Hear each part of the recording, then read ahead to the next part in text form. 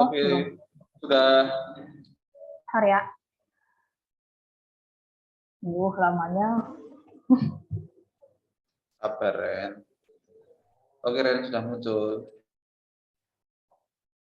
Oke, jadi selamat pagi, Pak Agung dan teman-teman yang saya hormati. Nama saya Ren Olivera dari kelas 9A, absen 24, dan kali ini saya akan mempresentasikan proyek laporan seni tentang patung ya. Jadi referensi dari karya ini terinspirasi dari salah satu patung megalitik di Lembah Bada, Sulawesi Tengah. Namun banyak misteri di sana yang belum terpecahkan karena tempat ini merupakan salah satu situs megalitik tertua di Indonesia dan belum terpecahkan sejarah awal serta tujuannya dibangunnya situs ini. Jadi ada banyak yang bilang patung Lembah Bada ini udah dari 5.000 tahun yang lalu atau dari 1.000 tahun yang lalu. Pasti belum terpecahkan aja gitu misteri di sini.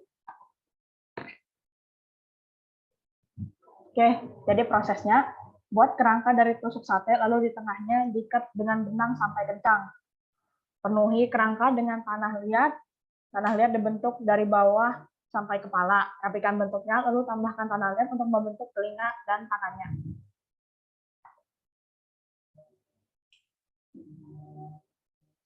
Setelah itu, buat mata dan hidungnya dengan menggunakan alat ukir. Lalu rapikan bentuk hidung dan dagunya. Diamkan selama 2 hari. Setelah kering, haluskan patung dengan amplas. Setelah halus, lalu patung dipelok dengan warna clear dan dijemur sampai kering. Setelah itu, patung telah selesai dibuat.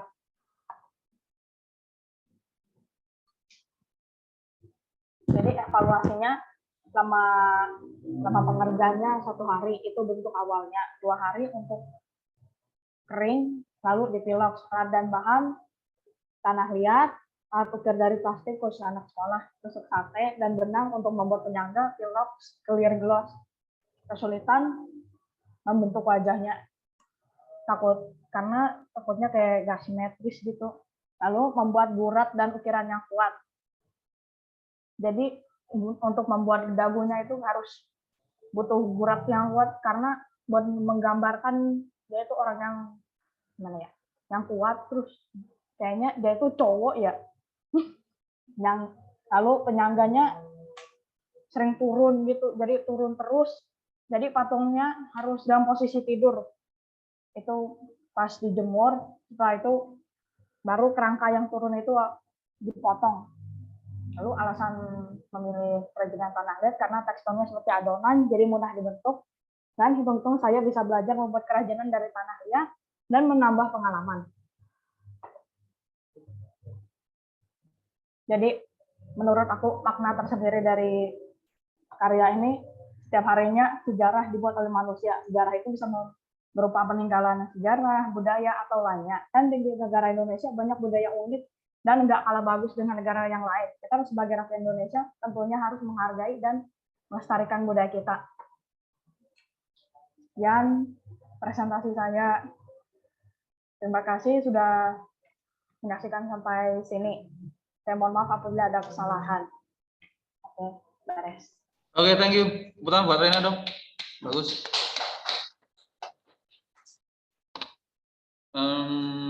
Saya suka penjelasannya ini ya. Karya, sekali lagi, karya itu bagi saya, udahlah itu hak kamu ya, hasil karya itu.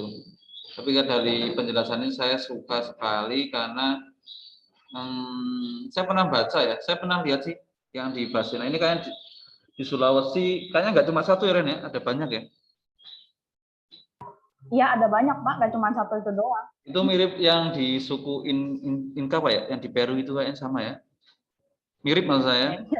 Di Peru juga ada yang dikatakan salah satu apa ya, bagian sejarah masa lalu yang paling pertama. Tapi kalau kita lihat di Indonesia juga ada ya. Berarti sebenarnya negara kita tuh punya tradisi atau sebuah budaya masa lalu yang cukup kuat teman-teman ya. Mungkin bisa diklaim kayak di gunung apa saya lupa ya, yang sampai sekarang belum digali itu, yang piramida juga sama. Situs apa saya lupa namanya. Juga sama sampai sekarang belum digali. Jadi menurut saya setuju dengan yang disampaikan Rena di konklusinya ya di statement akhirnya bahwa memang sebenarnya negara kita itu tidak kalah dengan negara-negara lain. Apalagi soal budaya ya, warisan budaya itu kita nggak kalah. Misalnya sederhana, kamu tahu beduk terbesar di mana? Di Indonesia ya, itu beduk terbesar di dunia itu. Dari segi satu ukuran kayu ya, itu di daerah saya ya, di Purworejo itu ada beduk terbesar di dunia, itu hanya ada di Indonesia, yang paling besar. Lalu mengenai beberapa budaya ini, kelemahan negara kita adalah kesadaran untuk meneliti dan mendokumentasikan. Makanya negara kita itu banyak sekali dokumen-dokumen yang dimiliki oleh negara Belanda. Untung dijajah Belanda ya. Sehingga dokumen-dokumen itu masih terselamatkan sampai sekarang, misalnya buku Babat Tanah Jawa gitu ya, itu disimpan oleh Belanda. Bahkan kerisnya di Ponorogo pun masih disimpan Belanda dan baru diserahkan kemarin ya. Itu kan sebuah bentuk penghargaan sejarah ya. Kalau kalian lihat di Eropa gitu, bagaimana sejarah perkembangan industri ya, pengembangan industri di Perancis gitu, mereka tertata rapi ya, step by stepnya, tahun berapa. Kelemahan negara kita adalah ini, mendokumentasikan. Saya ingat karyanya Rena ini karena saya pernah mengikuti sebuah vlog gitu ya, mendokumentasikan situs megalitik yang ada di Sulawesi dan juga beberapa peralatan alat musik tradisional di sebuah daerah di Indonesia.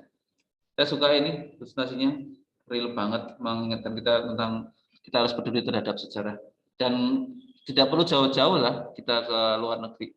Di negara kita banyak yang belum kita selami. Thank you Rena ya. Ya Pak.